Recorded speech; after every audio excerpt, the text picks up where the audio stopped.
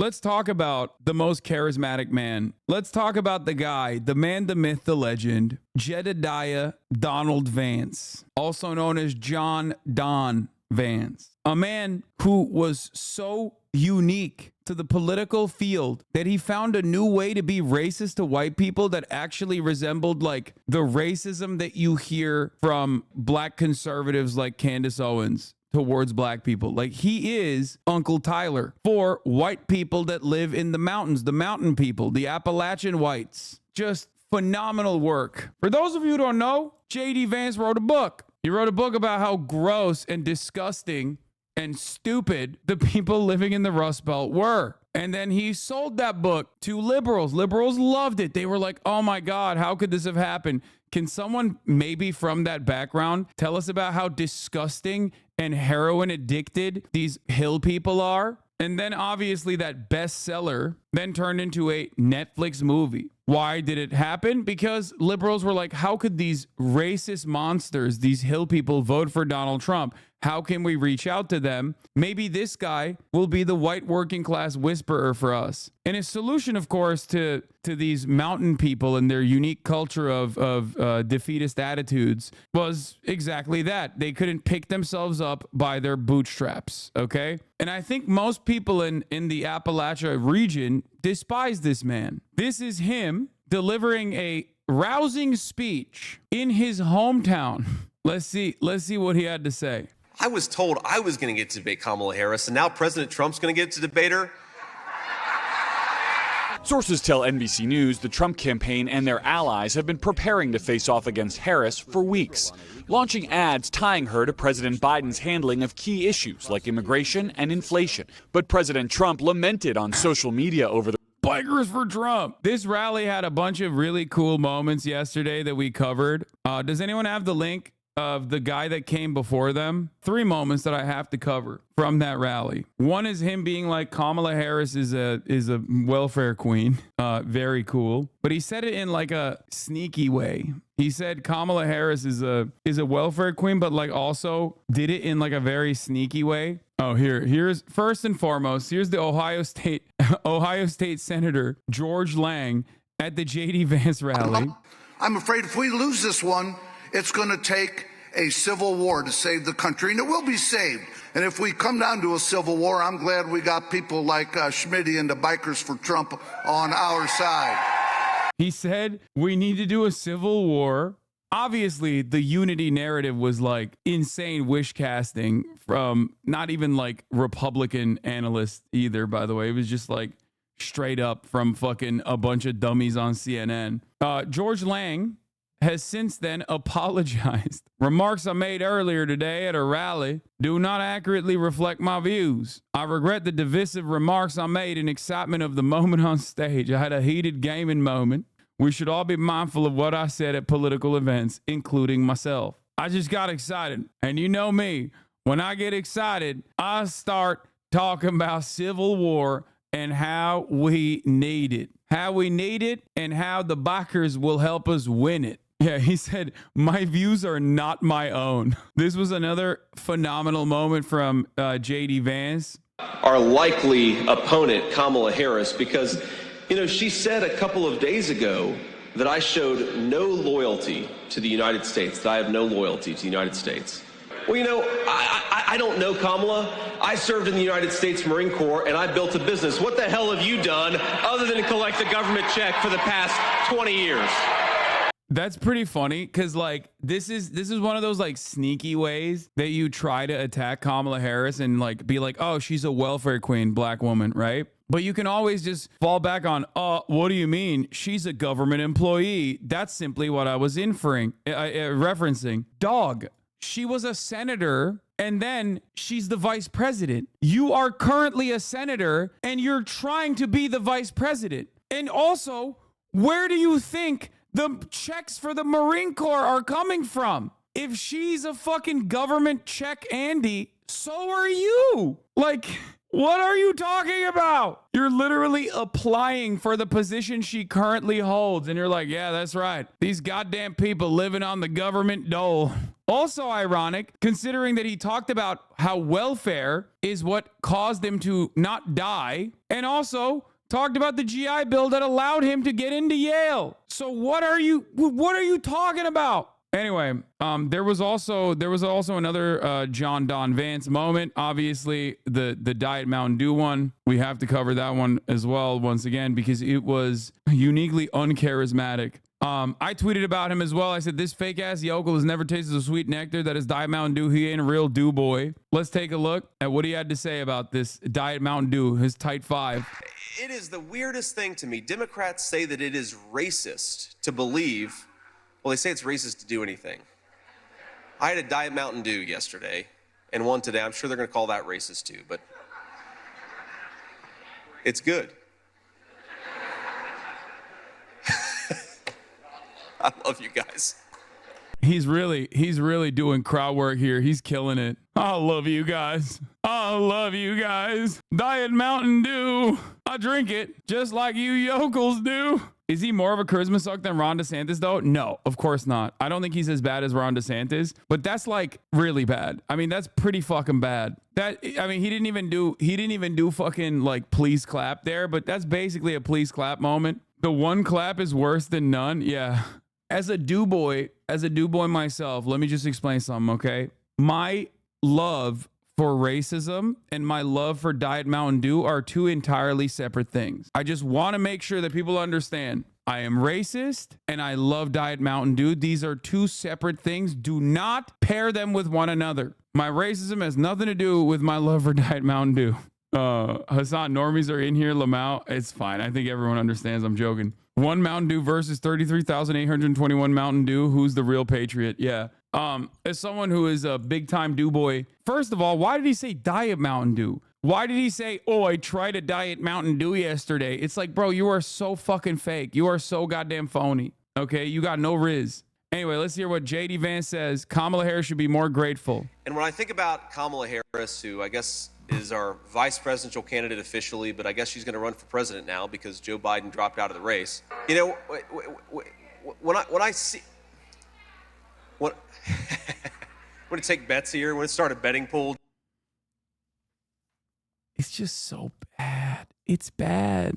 Dude, how did Donald Trump, who is like pretty fucking good at figuring out what works in terms of marketing himself, actually listen to his disgusting freak cokehead son, Donald Trump Jr., in terms of who he was going to select as his vice presidential candidate? Like, that is crazy. Donald Trump knows his son's a fucking loser. He can't even hide that he knows it. He can't even hide that he feels it in his heart. So the fact that he actually listened to him and thought this is a great idea at a time when the Republicans and Donald Trump himself has tried to like moderate his positions on abortion, talking about like, oh, well, maybe, you know, it's a states' rights issue or whatever the fuck, right? Like at a time when he's trying to moderate his own party, turned around and went with the fucking guy who's like incredibly restrictive on abortion, who has no charisma whatsoever, and went with the like based Groyper pick with a mountain of opposition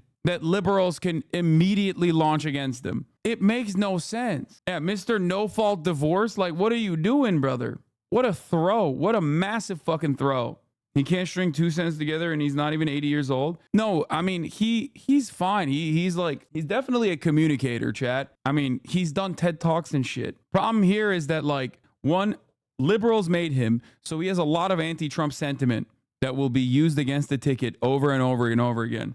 Two, he is like, when he restructured his entire like persona, he went with like the Groyper memes, right? He went to Tucker Carlson. He was constantly on Tucker Carlson. You go on Tucker Carlson and be like, Kamala Harris is a cat lady who's barren and doesn't have children of her own. Like weirdo shit. Do you feel me? His political instincts were awful. He did the Ron DeSantis shit, really leaning into the right-wing memes, right-wing populist memes. And that in and of itself was awful. What's also funny about the JD Vance situation is this Atlantic article came out. This is exactly what the Trump team feared. A campaign that had been optimized to beat Joe Biden must now be reinvented. They locked in JD Vance and now they're stuck with him and he fucking sucks.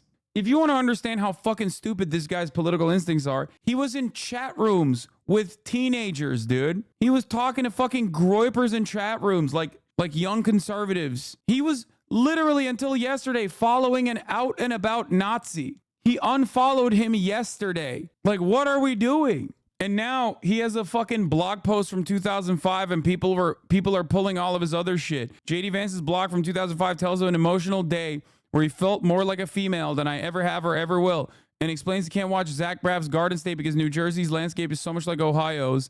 The music's so relevant to my life right now. He was libbed up for so long of his life. Like, this was wild to me. JD Vance is no longer following Steve Saylor. He was following Steve Saylor. And this is like doubly bad because now you're also showing that you're a coward. You're a pussy. Steve Saylor is a white supremacist. Order my new anthology, Noticing. What the CNN article fails to note is that in addition to writing columns and movie reviews for American conservatives, Saylor is the founder of the Human Biodiversity Institute, a neo-eugenics online discussion forum where right-wing journalists and race scientists have promoted selective breeding of the human species. He also writes frequently for, obviously, VDare, which is also a neo-Nazi platform. Last January on the hate site VDare, Saylor labeled Obama a N-word with a W. He's a remarkably exotic variety of faux African-American, but a bleep nonetheless, Saylor wrote. Even genetically, Obama, whose East African descent is apparent in his unusual features, has only a distant relationship to West Africans who are the ancestors of almost all African Americans. To illustrate his point, Saylor used photos of Obama side by side with Jesse Jackson and the rapper Ludacris, both of whom have conventional West African features. He cited Steve Saylor in a Senate letter. JD Vance once called Richard Hanaya, a racist blogger who used to write for a white supremacist site under the pseudonym, a friend and a really interesting thinker during an interview with right-wing YouTuber Dave Rubin. Like, you guys need to understand something, okay? A lot of Americans are obviously kind of racist to very racist, okay? It's a byproduct of having a society designed around fundamental values like white supremacy, a country that was built on indigenous genocide and the maintenance and continuation of, black people. So everyone's a little racist to like very racist, right? The problem is this is gross racism, like nerdy racism. Americans don't like nerdy racism. Most Americans are like, oh, I see a black person, I lock my doors style racist. They're not like, let's analyze the skull density of black people to make think tank arguments about how they are genetically servile racist. Most Americans look at that and go, oh, that's gross. What the hell are you saying? Do you get it? That shit pops off online, especially on Elon Musk's Twitter, but that shit ain't moving the needle in the suburbs, okay? I'm sure people have some older relatives that have these kinds of attitudes, these kinds of opinions, but when they look at this kind of stuff, they go, that's weird and gross. What are you talking about? I don't understand. This goes back to Republicans being chronically online that will actually lead to their demise. They've lost interest in trying to appear normal. They've lost interest in trying to code their actual sentiment, their actual desires. They think it's a positive when you come out and try to outflank others on race realism and shit like that. And I don't think there's that much appetite for this kind of thing. And as a matter of fact, a lot of people go, oh, that's kind of gross. Like, look at this.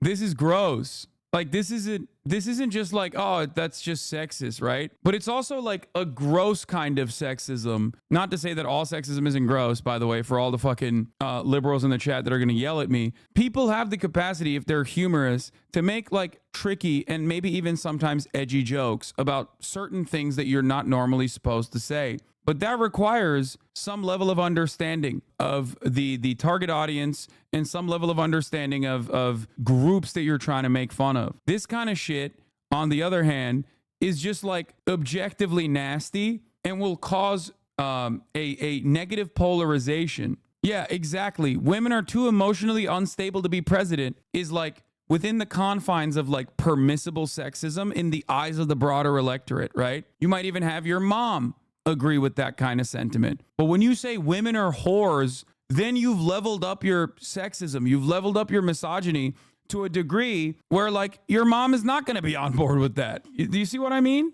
If they continue along this through line and just really lean into these like unimaginable takes, like these really fucking insane takes, they will lose. Worse instincts, They have completely dropped the ball. They've forgotten what like normal people in the fucking suburbs are interested in.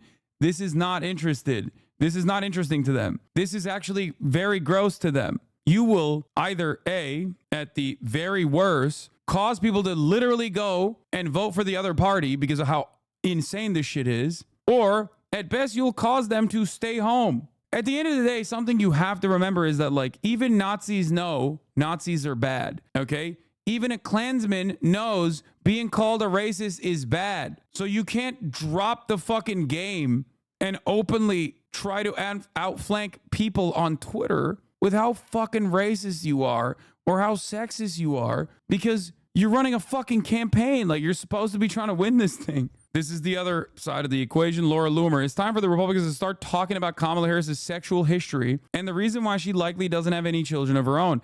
I'm willing to bet she's had so many abortions that she damaged her uterus.